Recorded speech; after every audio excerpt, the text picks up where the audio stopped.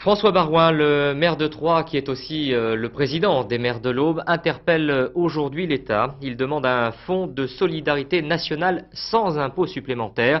Ce fonds de solidarité permettrait selon lui de payer ce qui a été endommagé et qui n'était pas assuré. La ville de Troyes n'a pas été épargnée par la tempête. Une quarantaine d'écoles ont été touchées par la tempête, tout comme des centaines d'arbres. Un patrimoine naturel arboré considérablement touché, 1000 arbres au total, 3 parcs fermés, 46 écoles plus ou moins dégradées, 6 tonnes de graves à enlever. Le maire de Troyes n'en finit pas de dresser le terrible bilan suite aux intempéries. Nous sommes dans l'obligation de fermer beaucoup de gymnases, beaucoup d'écoles, 46 écoles, les 46 sont touchées, 20 sont aujourd'hui en état de fermer, ce qui ne veut pas dire que pour la rentrée scolaire les 20 fermeront, mais on recherche toutes les disponibilités, les équipements sportifs, une partie des équipements culturels, une partie du patrimoine cultuel également, mais aujourd'hui nous pouvons dire que 95% du trafic est rétabli, 95% de l'électricité est rétablie, l'eau est consommable et donc il n'y a plus d'alerte particulière de consommation d'eau.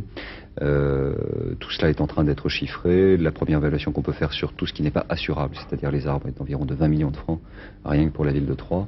François Barouin n'a donc pas hésité à saisir le Premier ministre et le Président de la République. J'ai demandé l'inscription en zone de catastrophe naturelle pour la ville de Troyes et puis également pour une partie du département de l'Aube, puisque je m'exprime aussi au nom des maires de l'Aube.